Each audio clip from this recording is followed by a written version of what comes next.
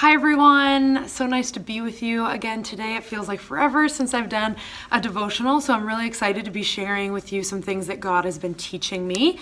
And I'm going to be in classic Anna form a little bit all over the place today, but my main text is John 13:34 to 35. So if you would like to turn there, you're welcome to. You definitely know these verses. They are good ones.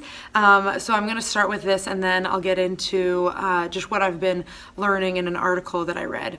So John 13:34 to 35. A new commandment I give to you, that you love one another just as I have loved you. You also are to love one another. By this, all people will know that you are my disciples, if you have love for one another. So I was reading a Desiring God article the other day about not taking offense to things and ultimately loving people. And it was talking about just the political and social climate that we're in as a society right now. And I think especially within the church, there can be a lot of conflict and a lot of people offending people and taking offense by things that people say or do. And so this article really just talks about how it is that we are supposed to love one another. And the first thing that it said that I don't think I had realized before, again, it's one of those things that I thought to myself, I should know this because I've read the Gospel of John many times, but that Jesus gave this commandment the night before he was killed. So he gave this command to love everybody in light of the fact that he knew that in less than 24 hours he would be betrayed, he would be beaten and whipped and killed and abandoned by his closest friends. Like, all of these things he knew, and yet he said we need to love everybody. Not, oh, you only need to love the people that agree with you, or you only need to love the Christians, or you only need to love blank, blank, blank. Like, no, we need to love everybody because Jesus has loved us, right? And we are supposed to love them in the same way that he loved us. And that the world will then know that we are followers of Jesus because of our actions, because of the way that we love people. And the article was talking about, okay, how do we put this into practice? Because it's really easy to say like, oh yeah, you need to love people like Jesus would, but what does that look like? And so the author probed two questions. The first being, what does it mean for us to love one another as Jesus has loved us, given our context? Because the truth of the fact is we are living in a different context than Jesus was when he gave this command, but it still applies to us. But it's probably going to look a little bit different, and it's going to look a little bit different depending on the person whom you are loving as well.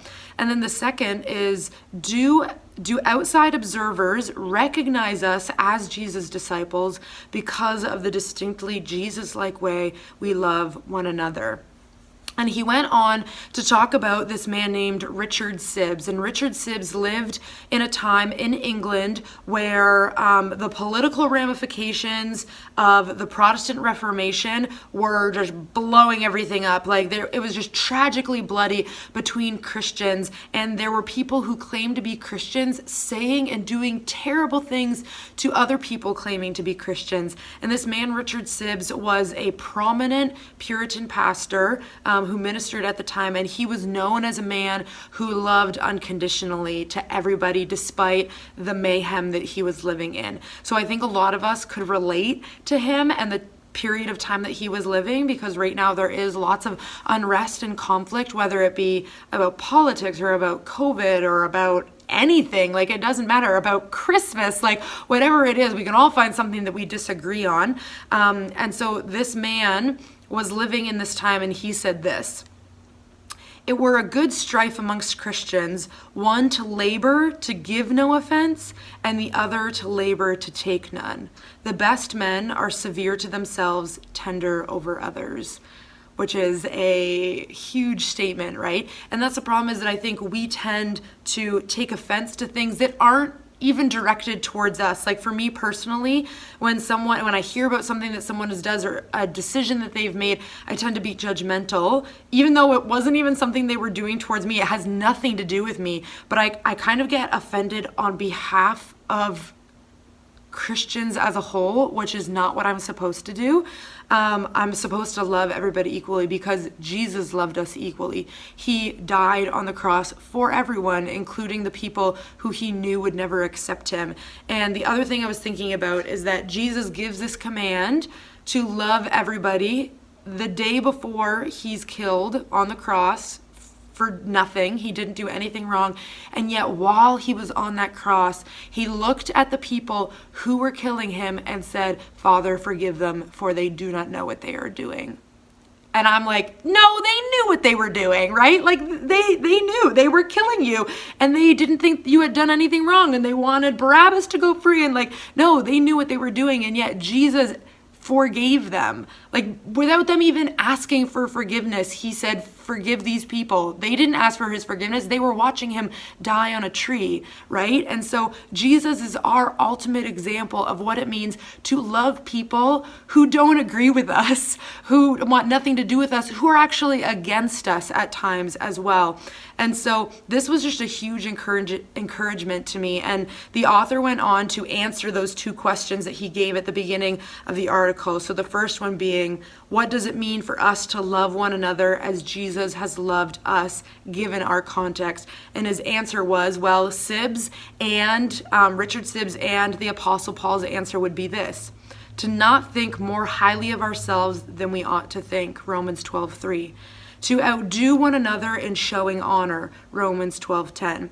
To never be wise in our own sight, Romans 12:16, and that is something I am very guilty of, because when I am judgmental of other people or take offense, it's because I think I know what's best and I think I know what's right, and I'm being wise in my own sight, not in God's sight.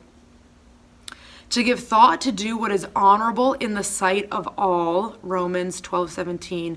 To never repay evil for evil, Romans 12:17. To bear with one another, and if one has a complaint against the other, pause, get this, forgive each other as the Lord has forgiven us, which by the way is unconditional forgiveness.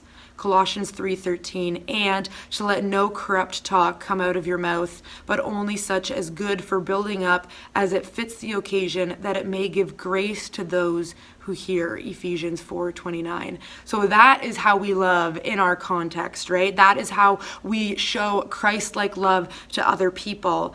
And then question 2, do outside observers recognize us as Jesus' disciples because of the distinctly Jesus-like way we love one another? And I can't answer that for you, right? This is where each of us have to look into our own lives and do some self-reflection and think to ourselves, when people see me and see how I treat other people, does it point them to Christ?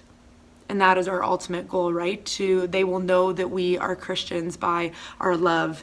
And so this article was just such a challenge to me, and it ended with Proverbs 19:11, which says, it brings glory to oneself to take no offense, which is so hard, guys. I just take offense to so many things, but to remember that Jesus, the one who has the right to be offended by everything, because when we sin, we are sinning against God. So he has the right to be offended because we are personally putting him on the cross all over again, and yet he took no offense by it. So therefore we shouldn't either.